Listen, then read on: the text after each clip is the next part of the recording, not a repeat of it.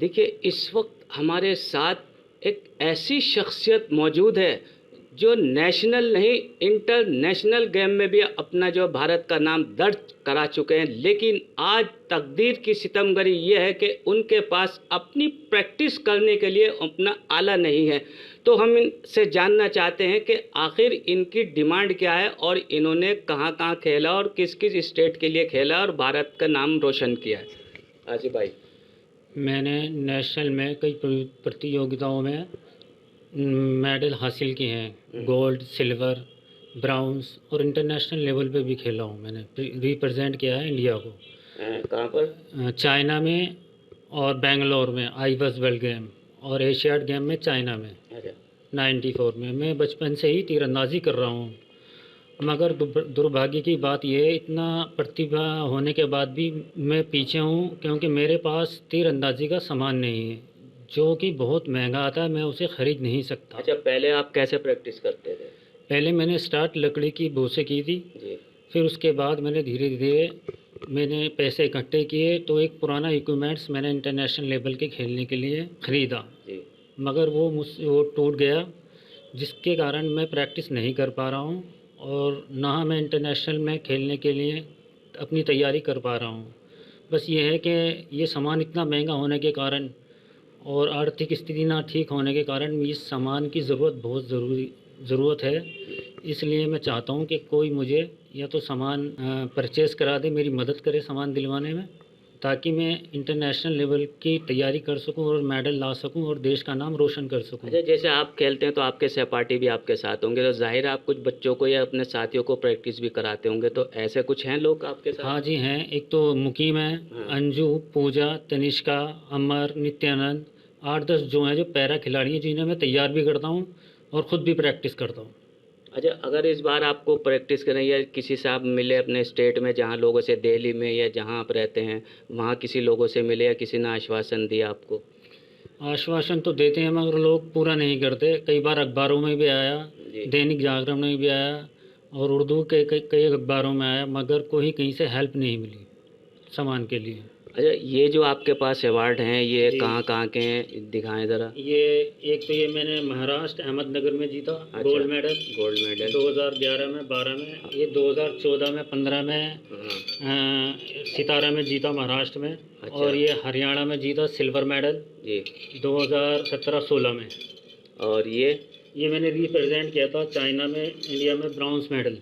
अच्छा। एशियाड में ब्राउन्स मिला था आपको? एशियाड में। अच्छा, ये अखबार में जो सर्टिफिकेट वगैरह हैं, ये अखबार में सर्टिफिकेट्स हैं। ये आईवॉज वर्ल्ड गेम्स का। अच्छा, ये फोटोग्राफ्स वगैरह, ये सोनिया जी हैं, सोनिया गांधी जी हैं। ये कहाँ का ले रहे हैं आप? ये उनके घर का है, चाइना हाउस में मिले थे, उनके घर में मिले थे। अच्छा, जब वापस आए थे या जाने से पहले? वापस आए थे और जाने से पहले भी मिले थे हम। ये उनके साथ ये फ़ोटो रिप्रेजेंट चाइना में करते हुए, झंडा लेते हुए इंडिया का। और ये हैं, ये अखबार का है कुछ? ये अखबार का नितिन गडकरी। जैसे दिव्यांग को किट महंगी होती है तो नहीं मिलते, तो ये इन्होंने नितिन जी ने ये अपने पास से ये किट दी दिव्यांग खिलाड़ियों को। अच्छा महाराष्ट्र के खिलाड़ी। अच्छा, ठीक है। मैं दिल्ली से हूँ। अच्छा, ये मेरे साथ ये हाई कार्ड हैं वहाँ के, आईवॉज वर्ल्ड गेम के और उसके। अच्छा, एशियाड के। और ये सारी टीम जो हम गए थे चाइना में खेलने के लिए। ये रहा आईवॉज वर्ल्ड इंटरनेशनल गेम्स का सर्टिफिकेट मेरे पास। अच्छा, ठीक है। ये स्कूल गेम्स, ये नेशनल गेम्स का तीरंदाजी का डिप्लोमा। अच्छा, आप स्कूल के टाइम से ही कर रहे हैं? हाँ, आपने स्कूलिंग कहाँ से की है? मैंने स्कूल अमर ज्योति स्कूल से करी है। और अब आप कहाँ पढ़ रहे हैं या पढ़ चुके? नहीं, पढ़ चुका मैं। अब बच्चों को ट्रेनिंग देता हूँ, अपना सिलाई का काम करता हूँ। अच्छा। और ये सर्टिफिकेट हैं मेरे सारे नेशनल के मेडल के। देखिए, सिर्फ यही कह सकते हैं कि इनके पास प्रतिभा जो हमारे हिंदुस्तान में हर घर में मौजूद है, उसको निकलने का बाहर चांस नहीं मिला, और जिसको चांस मिलता उसकी मिसालें आपके पास मौजूद हैं। जैसे कि अभी ओलंपिक गेम में गोल्ड मेडल आया है, उनके पास भी पूरे से इंस्ट्रूमेंट नहीं थे, जिस आदमी ने उनको प्रैक्टिस कराई है आज भी वो उनसे जो है उनका एहसान मानते हैं। ऐसी बहुत सी प्रतिभाएं हैं कि जो नहीं मिल रहे, और इनको अगर इंस्ट्रूमेंट मिल जाए तो ये भी जो है ओलंपिक गेम में खेल सकते हैं। यही गुहार लगाने ये यहाँ पर आए हैं। यहाँ उर्स कमेटी के चेयरमैन साहब से इन्होंने मुलाकात की है। आइए उर्स कमेटी के चेयरमैन से भी जानते हैं कि उनका इस बारे में क्या कहना है। तो इस्माइली साहब, अभी आप आसिफ से साहब हमारी बातचीत हुई और वो आपके पास अपनी गुहार लेकर आए हैं और आपने देखा भी, उनको आश्वासन दिया, तो इस बारे में आपका क्या कहना है? नहीं, मेरा सिर्फ ये कहना कि आसिफ भाई बहुत अच्छे खिलाड़ी हैं और नेशनल इंटरनेशनल लेवल पर खेल चुके हैं, और ये जो है इनको कुछ मतलब परेशानियां हैं जिसकी बड़ी उम्मीद लेकर के वो उस कमेटी के दफ्तर आए हैं। और मेरा ये मानना है कि दिल्ली में अरविंद केजरीवाल से और मनीष सिसोदिया से लोगों को, मैंने एक तरह से कहें कि आम आदमी पार्टी सरकार से लोगों की बहुत उम्मीदें हैं। और वो उम्मीदें इसलिए हैं कि पिछले मतलब कि कई सालों में उनके जो जेन्युइन काम होने चाहिए वो काम नहीं हुए हैं, और उन्हें लगता है, और ये बहुत मोहब्बत करते हैं आम आदमी पार्टी से, मनीष जी से, अरविंद जी से, आम आदमी पार्टी से, गवर्नमेंट से, सबसे बड़ी मोहब्बत करते हैं। और इनका ये है कि भाई ये दर दर भटक चुके हैं, सेंट्रल गवर्नमेंट में भी जा चुके हैं, खेल मंत्रालय उन्हीं के अंडर में आता है, वहाँ भी जा चुके हैं, कई लेटर लिख चुके हैं, मंत्री को लेटर लिख चुके हैं, कई लोगों को लेटर लिख चुके हैं। तो उनकी आखिरी उम्मीद यही है कि भाई दिल्ली सरकार की तरफ से या उर्स कमेटी की तरफ से उनकी कुछ जो है, जो भी मदद हो सकती है वो हो। तो अब उर्स कमेटी के पास तो अपना कोई ऐसा बजट या कोई ऐसा प्रावधान तो नहीं है, मगर उर्स कमेटी के एज ए चेयरमैन होने के नाते मैं ये ज़रूर कहूँगा, मैं इनकी जितनी मदद कर सकता हूँ करूँगा। जो देखिए देश की बात है, अगर ये मेडल जीतते हैं तो देश का नाम बड़ा होगा। ऑल इंडिया हिंदी उर्दू एकता ट्रस्ट की करता धरता दामनी जी हमारे साथ मौजूद हैं। दामनी जी, अभी आपने आसिफ भाई के बारे में देखा, उन्होंने अपनी जो गुहार लगाई है, तो इस बारे में आपका क्या कहना है, क्योंकि आप भी लोगों की बहुत खिदमत करती हैं? बहुत बहुत शुक्रिया रामीज़ भाई, आज आपने मुझे बहुत अच्छे मौके पे बोलने का मौका दिया। सबसे पहले मैं मोहम्मद आसिफ साहब को तमाम मेडल जीतने की हार्दिक शुभकामनाएं देती हूँ, और मुस्तकबिल के लिए ये दुआ करती हूँ कि वो ऐसे ही खिदमत करते रहें देश की। रही ये तीरंदाजी का जो गेम है, अभी से हम खेल कह रहे हैं, ये जो तीरंदाजी है ये पौराणिक है, ये आज की कोई नई उपज नहीं है। बिल्कुल। और इसको जो निभाने के लिए जिन लोगों को आगे आना चाहिए था, मेरे ख्याल से वो आज बहुत पीछे हैं। अगर जिस दिन ये तीरंदाजी का खेल खत्म हो गया ना, उस दिन एकलव्य मर जाएगा। अगर एकलव्य की कहानी सुनी हो आपने, इस तीरंदाजी की वजह से एकलव्य ने अपना एक अंगूठा दे दिया था, और द्रोणाचार्य को कभी देखा नहीं था, और उनकी अपसेंट में एक प्रतिमा को बना के वो इस हुनर तक पहुंचे थे कि भविष्य में कोई अर्जुन पैदा ना हो जाए एकलव्य के जैसा, तो उन्होंने वो अंगूठा ले लिया था। अब सबसे खुशी की बात यह है कि द्वापर में राम, त्रेता में अर्जुन, इस पौराणिक कथा को, ये पौराणिक चलन को चलाने के लिए मोहम्मद आसिफ जैसा किरदार अगर हमारे हिंदुस्तान में आता है, तो ये हमारे लिए, मेरे लिए हुनर की बात बहुत, मैं ये कहती हूँ कि मेरा सर फक्र से ऊंचा हो जाता है। और दूसरी बात यह है कि मोहम्मद आसिफ साहब ने ये कहा कि मैं आखिरी उम्मीद लेकर आया हूँ। हाँ। उम्मीद कभी आखिरी नहीं होती। बिल्कुल।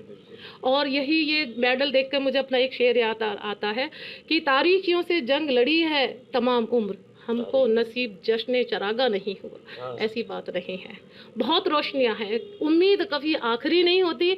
और मोहम्मद आसिफ साहब से मैं यही कहना चाहती हूँ, उम्मीद को अभी मरने मत देना। जिस दिन उम्मीद आखिरी होती है, उस दिन इस पृथ्वी पर कोई किरदार नहीं बचेगा। एकलव्य ने अंगूठा दिया था तो इस उम्मीद पे नहीं दिया था कि मेरे बाद कोई नहीं होगा, वो इस उम्मीद में मरा था कि मेरे जैसा मोहम्मद आसिफ भी जिंदा होगा, जो इस तीरंदाजी में अपना कमाल दिखाएगा। और रही सरकारें आती जाती हैं, तो मैं ये कहती, सरकारें आएंगी जाएंगी, आप अपना हौसला, अपने जुनून को सरकार से मत जोड़िए, हम जैसे समाज में रहने वालों लोगों से जोड़िए। हम सामने आएंगे तो सरकारों को मजबूर होकर आगे आना पड़ेगा। और मैं कहती हूँ सरकारों की जिम्मेदारी बैठती है। हमारी जो संस्थाएं, जो आज के जो गेम है, उनको तो हम बड़ी तवज्जो देते हैं, लेकिन ये अपने पौराणिक के जो, जिनको खेल का दर्जा अब मिला है तीरंदाजी का, जो पौराणिक काल से है, अगर आप देखो तो व्यास ऋग्वेद में भी आपको इनका जिक्र मिलेगा। इन्हें कौन जिंदा रखेगा? बिल्कुल। इन्हें कौन जिंदा रखेगा? आज आसिफ इनके लिए कौन सा तबका बना है? हिंदू तबका बना है कि मुस्लिम तबका बना है? मेरे ख्याल से कोई भी तबका नहीं बना। खेल का कोई मजहब नहीं होता, इसलिए मोहम्मद आसिफ जैसे ने ये खेल को अपनाया और हमारे देश का नाम ऊंचा किया। All India Urdu actor trust के चेयरमैन फरीद कुरैशी साहब हमारे पास मौजूद हैं। हम जानते हैं जो आसिफ भाई के लिए मैडम ने कहा और चेयरमैन साहब ने कहा, इस बारे में आपका क्या कहना? देखिए, मैं सबसे पहले तो आसिफ भाई को मुबारकबाद पेश करता हूँ। यहाँ ऑल इंडिया हिंदी उर्दू एकता ट्रस्ट की फाउंडर कृष्णा शर्मा दामनी साहिबा को हमारे चेयरमैन FI इस्माइली साहब से मुलाकात करनी थी, लेकिन हम जब यहाँ ऑफिस में आए और देखा यहाँ हमारे 2 हिंदुस्तान के ऐसे नायाब हीरा बैठे हुए हैं, जब उनकी पीड़ा सुनी, उनका दुख और दर्द सुना, तो यकीनन मुझे फ़ख्र भी महसूस हो रहा था और बहुत दिल भी रो रहा था कि जब मैंने देखा कि हमारे भारत देश के लिए मोहम्मद आसिफ ने गोल्ड मेडल जीता है चाइना में जाकर के, बेंगलोर में जाकर के सिल्वर मेडल है, बहुत सारे मेडल मैं देख रहा हूँ, ये रखे हुए हैं, आपने देखे तो बड़ी खुशी महसूस हो रही है। लेकिन जब उन्होंने एक दबी सी आवाज़ में ये कहा कि मेरा तीर जिससे मैं बच्चों को सिखाता हूँ या सिखाता था या मैं खेलता था, खुद प्रैक्टिस करता था, तो मैं टोक्यो ओलंपिक में भी नहीं पहुँच पाया क्योंकि वो मेरा टूट गया।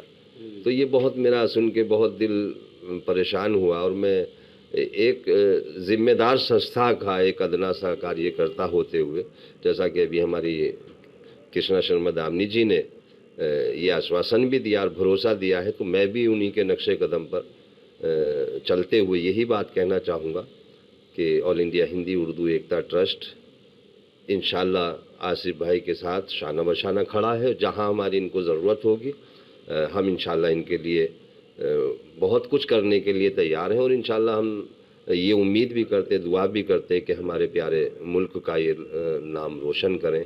जैसा कि मेरा नाम आमिर है सर, मैं त्रिलोकपुरी में रहता हूँ। आसिफ भाई ने अपने हुनर के बारे में जब मुझे बतलाया और मैंने इनकी काफ़ी सारी वीडियोस देखी तो मेरा दिल पसीजा कि सर ऐसे होनहार जो इतने काबिल शख्स हैं वो ऐसे ही सर अपने वक्त को ज़ाया कर रहे हैं क्योंकि कुछ उनके पास इक्विपमेंट नहीं है। बताया इन्होंने तीर नहीं है, इनके बजट तीर टूट गया है। ये भी मुझे बताया था कि 2016-17 के अंदर महाराष्ट्र के अंदर जो एक हरिंदर थे उनको इन्होंने हराया था। आज वो सर ओलंपिक के अंदर ब्रॉन्ज मेडल जीते हैं। तो ऐसे सर होनहार शख्स के लिए सर हमें क्यों ना आगे आना चाहिए। मैं सभी से एक रिक्वेस्ट करता हूँ, एक दरख्वास्त करता हूँ कि इनकी मदद करी जाए और इनके लिए जितना हो सकता है उनका, इनका तीर के बता रहे तीर नहीं है इनके पास, तीर का उपलब्ध कराया जाए। जी मेरा नाम मोहम्मद मुकीम है। मुकीम भाई आप भी खेलते हो क्या? जी हाँ, मेरे आसिफ भाई कोच हैं। यही मुझे ट्रेनिंग देते सर। बताएं इनके बारे में थोड़ा सा बताएं। सर इन्होंने 99 से बहुत स्ट्रगल किया है। ये काफ़ी अच्छा खेलते हैं और काफ़ी देश के लिए नाम रोशन किया इन्होंने और काफ़ी बच्चे भी हैं उनको भी सिखाते हैं। ये अम्बेडकर स्टेडियम में बच्चों को ज़्यादा सिखाते हैं, जैसे अंजू, पूजा, तनिष्का और अमित और नित्यानंद और काफ़ी और बच्चे हैं, उन बच्चों को सिखाते हैं। और हम सोचते हैं ना कि इनके पास सामान नहीं हो पा रहा है तो हमारा भी दिल टूट जाता है। देखिए यहाँ जो ये मोहम्मद आसिफ हैं जो इस बात से मायूस हैं कि जो इनका आला है वो टूट गया और आले के बगैर जो है ये प्रैक्टिस नहीं कर सकते। और ये बड़ी दुखदायक बात है कि ऐसा होनहार शिष्य कह दो, तालिब इल्म कह दो, उस्ताद कह दो, जो अपने देश का नाम बाहर ले जाकर ऊंचा कर सकता है, उसके पास प्रैक्टिस करने के लिए भी सामान नहीं है। तो आज ये गुहार लेकर यहाँ पे आए थे। उस कमेटी के चेयरमैन FI इस्माइली साहब से इन्होंने इनका आश्वासन दिया और यहाँ पे ऑल इंडिया हिंदी उर्दू एकता ट्रस्ट की चेयरपर्सन और रूह रवा जो है दामनी जी और फरीद भाई मौजूद हैं। इन्होंने भी ये कहा है कि हमसे जो भी मदद हो सकती है हम इनके हुनर को आगे लेकर जाएंगे। देखना ये है कि अब इनका हुनर कहाँ तक पहुँचता है और कितना परवान चढ़ता है। दिल्ली से M रामेश। सियासी तकदीर यूट्यूब चैनल को सब्सक्राइब करें और बेल आइकन पर क्लिक करें ताकि आपको सबसे पहले खबरें मिलती रहें।